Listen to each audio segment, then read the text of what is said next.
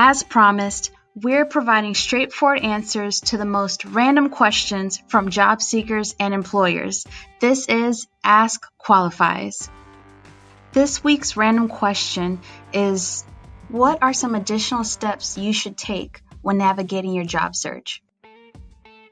Our featured guest, Human Resources Specialist from Qwalifize, Summer Johnson, will help us answer that question. So what I normally do when I start a job search, I'm going and making sure that my resume is in place, and that means that it's curtailed to the job description itself, and that I know what I'm going for. So I have some type of path or strategy, because you are marketing yourself. You want to look to see what's out there, and there are several different platforms that you can go onto in order to look for jobs before you even apply for them. What about with yourself, Summer? What did you normally start doing when you're looking for a job? So besides the very important elements that you mentioned along with the job search, I feel like you also have to go in with a positive mindset. You can't, and also have an open mind. Just because you have a certain idea about a job or a company or everything like that, I feel like you should also be open to new opportunities and new skills as well. Just because you may not have all the skills on the job description doesn't mean that you still can't put a foot forward out there and apply, because you do meet all the certification criteria along with that as well. Something, what you just said reminded me of something. Even if you search for a company that's associated with the job, even like how far they are, like, are you willing to travel 30 miles as opposed to pre-pandemic, I only want to travel 10 miles, or I want to make sure it's on like my normal route, that it's not like out of the way. I think right now we should be opening our eyes to maybe doing something a little bit different, being creative and bold. Mm-hmm. So give some thought to that too, not just, okay, is everything perfect? Right now, there's so much competition out there, and I think if you set yourself apart by also how flexible you can be, then maybe it'll definitely pan out for you in the end. Like, that will give you more results or more options. Definitely, yeah. So can you think of any ways that maybe someone could become maybe a little bit more flexible or anything like that? I definitely can. So I would say look at some positions that are outside of the positions that you normally work in. You don't want to pigeonhole yourself. So let's say if you've only been a teacher for 15 years. Well, guess what? You can be a corporate trainer. I mean, there's so many things so many transferable skills that you have. So I would say to be flexible, apply for jobs that are a little bit out of the normal scope of work. Mm-hmm. And then also with schedules. Let's say you only want to work 9 to 5. Well, what about if you can work earlier, maybe 7 to 3? Can you work the night shift or like a mid shift? That's another way of being flexible. And sometimes employees will be even more flexible with you. If you're like, can leave 30 minutes earlier, and or the next day come in 30 minutes earlier. You'll get to that point once you prove yourself. But I think that's a great way of being flexible. Or even if they want you to work from home, I think you should be flexible there too, because a lot of things have changed. And just like right now, being on camera can be nerve-wracking for some people, and they might have to communicate with their team only virtually, just like how we're on this video. So I think it's very important, and on the podcast, I think it's really important to be flexible. And some things are going to make you uncomfortable. That's okay. That means that we're learning, we're growing. Another way that you can be flexible is, let's say there's a certain skill you may not have at that time, or you need to freshen up on it.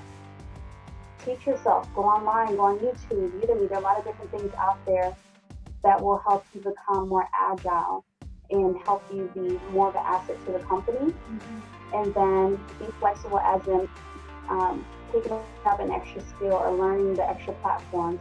If anyone asks you like, hey, are you familiar with this particular tool? You can say, technology has never stopped my learning. It's not like a hindrance. I can get up to speed pretty quickly.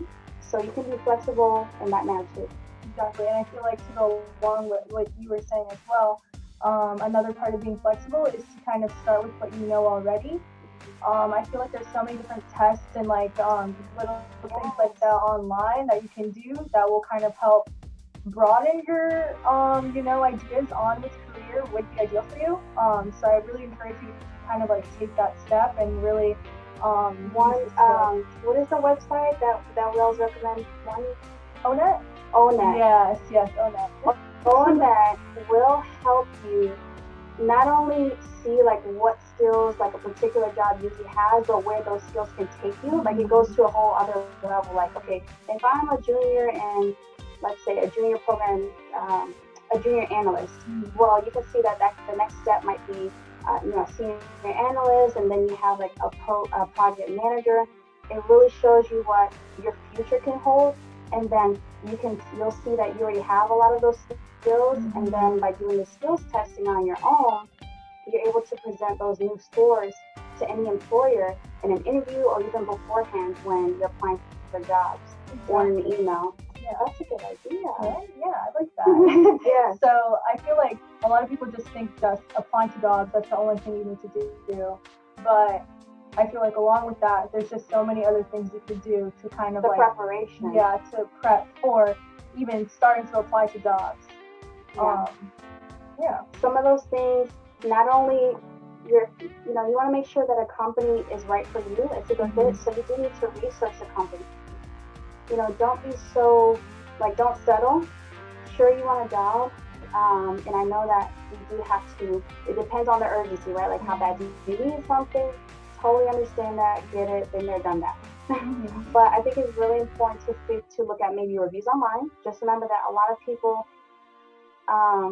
they post, either they're really happy or they're really mad, so just take that into consideration. But I like to go on Glassdoor, see what people are saying about those companies, because that's the company that you're going into. And even on Glassdoor, there's a section where you can look at interview questions for a particular role. I think that's so helpful because you kind of go in with a little bit more confidence. You know what they might ask, and even if you don't know exactly what they're going to ask, there are some pieces of that you can use going into an interview. But that's just we're taking a step way back and prior to actually starting your search. Exactly. So why don't we go into when you do start your search, what are some of the routes that you've taken in the past? So usually I just start online, going to just So having an electronic resume. Yeah, definitely having an electronic resume, and kind of starting it locally in my own area, with businesses I drive past, maybe places that I shop at. I always like to work at a place that I do have some type of interest and that, keeps me engaged. So I start there, and then like Elizabeth said, you research the company, and then usually I'll use either Indeed, I'll go on LinkedIn. Word of mouth is another thing too that you can use. Oh, they'll tell you the truth. Yeah, exactly. Or if you already know their situation or how they are, you're like, are they really telling the truth? But I think that's great to actually talk to a real person that has kind of been there or gone through that process. Exactly. Yeah, because I know a lot of my jobs too have been not because of an online presence that I have, but just because me and my friend are talking. I know this person. So I feel like that goes along with just networking in general. Just kind of putting yourself out there. Of course, you don't want to be too desperate. Hey, and asking everyone, I need a job. Where can I get a job? But have it be more of a natural thing.